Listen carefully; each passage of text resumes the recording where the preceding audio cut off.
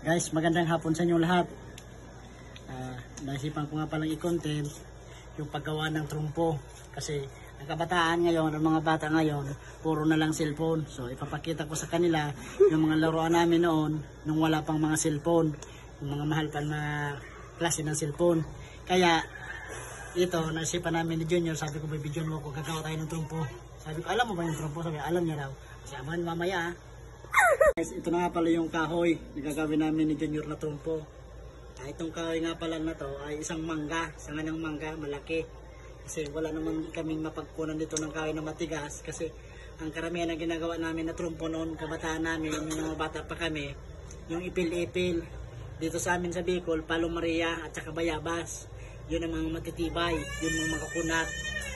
At ito na lang ang napag-isipan ko na gawin kasi walang ibang kahoy kasi for the content lang naman. Sige na.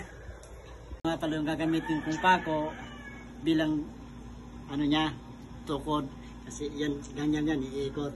Kasi ngayon wala nang ibang ako nakikita ng mga laro ng kabataan. ML, COC, kasi ganun pa, Roblox. Nasipan kong ito na content, ipapakita ko sa mga bata ngayon kung anong mga laruan ng mga batang 90s noon. Lilinyan muna namin ito para may guide. Lilinyan ko muna.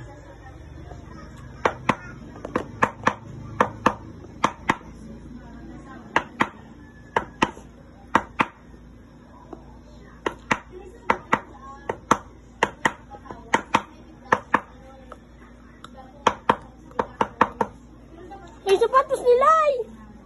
Sapatos nila eh.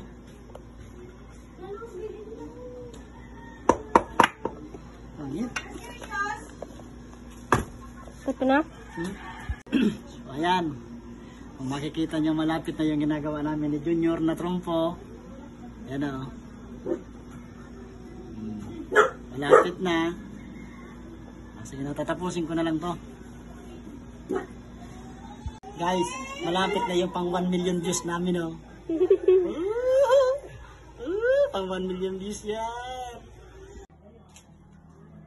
Gagamitan natin ng grinder para patulisin to ng masyado kasi pangit naman pag walang tulis yung ng trumpo. Kaya grinder muna natin. Diyan dito.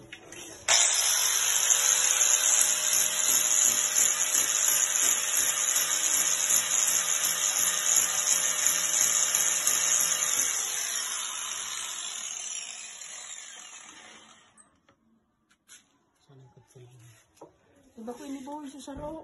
Sa mga hindi pa nakakaalam ng paggamit ng trumpo, medyo ingat-ingat lang kayo, mga bata. Lalo-lalo na kung gagayahin nyo to, kung magpapagawa kayo sa inyong mga papa, sa inyong mga tatay, huwag na huwag nyong iano sa mga bata. Ganon, ihagis. Tuturo ko sa inyo kung paano pagtali. Ganito pagtali niya, no? Pwede rin kayo gumamit ng mga ganitong pantali, yung sa short. Pero kami noon, nung kabataan ko, yung bata pa ako, bandala, yung made in Abaca, bandala, yung ginagawa namin ng lubid. Kasi yun talagang maganda. Ito, halos nakuha ko lang po dyan sa loob ng bahay, sa short yata, ito yung na jersey. Tinanggal ko lang. Ganitong pagtali niya ng trumpo.